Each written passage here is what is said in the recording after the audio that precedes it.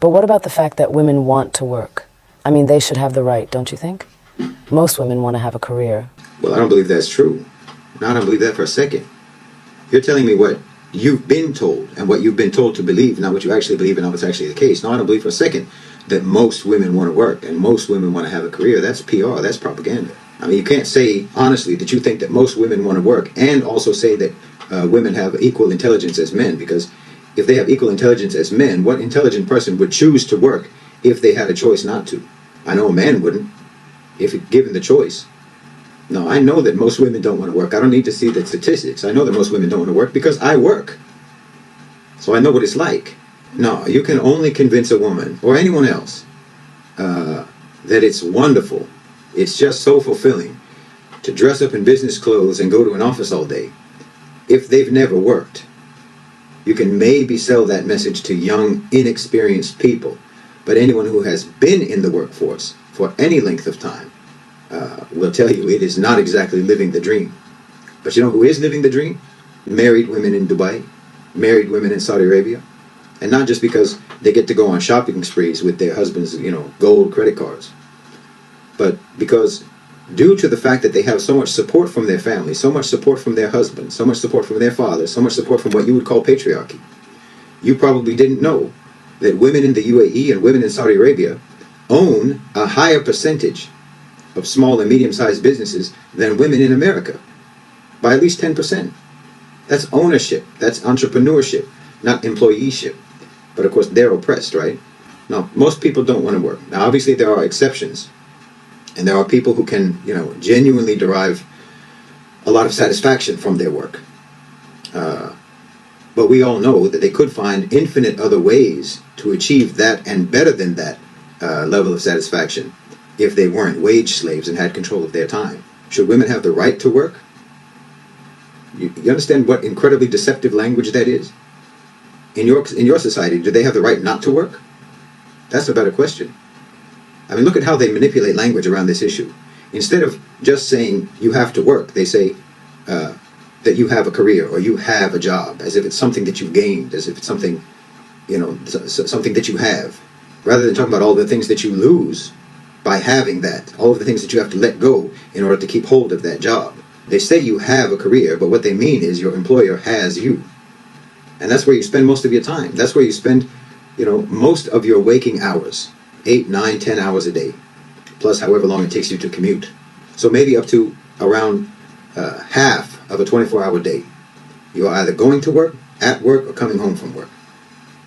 And then you get, if you're lucky, maybe 4 to 5 hours a day off, 4 to 5 hours a day left of free time.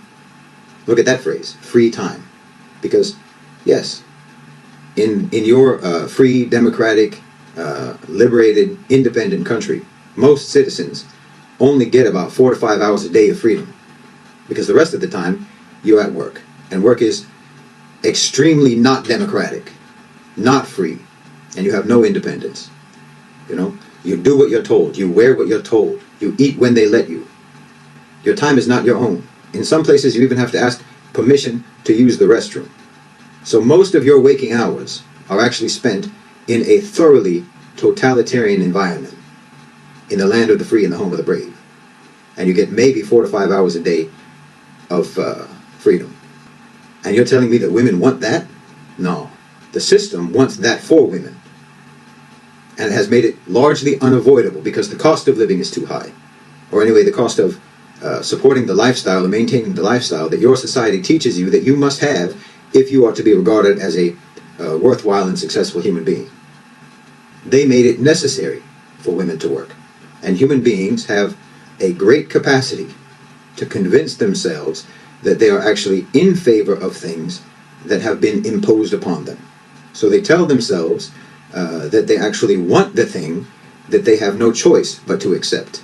Then, of course, on top of that, you have all this propaganda about how wonderful and how fulfilling it is to sell your time and your labor to an employer, to rent yourself out to your employer. And you have people, excuse me, but like yourself, spreading the propaganda. It's no different, really, from, how you have women in human trafficking networks, women who procure women for the traffickers. It's basically the same thing. It's just different in the severity of the consequences. But both types of people are lying and making false promises about the servitude and drudgery that they are actually dragging women into on the basis of, promises of how wonderful it's going to be and how much they deserve all of the great things that are going to come to you if you listen to me and do what I said. When actually you're just going to become a wage slave. Just like in a human trafficking thing, you're going to become an actual slave. And it's really interesting to me because I just saw a video by a Muslim sister where she was comparing, the ticket sales for the Barbie movie with the ticket sales for the Oppenheimer movie, and what that indicates. It's not so much a story as a cinematic representation of a brain scan of a radical feminist, the delusional way that they see the world. Whereas Oppenheimer is about a physicist, the splitting of the atom and the creation of the atom bomb. Women aren't going to see that one. The sales for Barbie are eclipsing the sales for Oppenheimer. So that means women aren't going to see Oppenheimer, but women are going to see Barbie. Men aren't going to see Barbie. So women would rather watch a movie, spend money to watch a movie, telling them that they can be and do anything. They're more interested in being told how much they can achieve than they are interested in achieving it. You can't even get them to watch a movie about physics. How are you going to get them to study it? They'd rather watch Barbie. Obviously, that's a huge generalization. What it shows is the appeal of the propaganda. The appeal of the propaganda has far more appeal than what the propaganda is promising. The propaganda is promising that you can do and be anything. But women aren't as much interested in doing and being anything as they are interested in being told that they can. And that's not really saying anything. It's the same for everybody. I mean, if you could actually remove from the workforce everyone who does not genuinely find fulfillment and satisfaction from their job, you would have extremely few workers left of either sex. Men find fulfillment, usually not from the work itself. Most of the time, it's not from the work itself, but it's from the fact that they are successfully providing for their families. So they sell their souls to the company store, as the old song says, for the sake of their loved ones. And they find some level of gratification from that, and it gives them a sense of purpose, even doing the most, mundane, difficult, and tedious work. And there's honor in that because it involves a sacrifice. It's a sacrifice that you do for your family. But no, most women don't want to work because of course they don't. Most people don't want to work. So, think it through. There are exceptions, but exceptions notwithstanding, most people don't want to work. But you have to be propagandized into it. This is propaganda. It's just like when Edward Bernays, the father of modern PR, got women to start smoking cigarettes for his customer, for his client, by connecting the smoking of cigarettes with women's lib. Just as that was unhealthy for women, this is unhealthy for women. Just as that was for the sake of someone else's profits, so is this. It's just propaganda. Women have always worked, including Muslim women. They either did it because of necessity or they did it because they wanted to. And that's fine. But they never did it because they were fed constant propaganda that they must work in order to be whole and fulfilled human beings. They never worked because work was deceitfully portrayed as how you advance some noble cause of gender equality. They never worked because the society told them that if they didn't, they were useless. And they're not being told that. That propaganda isn't being spread by anyone except by the profiteers of their labor. So of course they will tell them that. They want the market to have vastly more workers than there are jobs, obviously. That diminishes workers' leverage and increases employers' leverage. They want to push retirement age back as far as possible. Look at Joe Biden.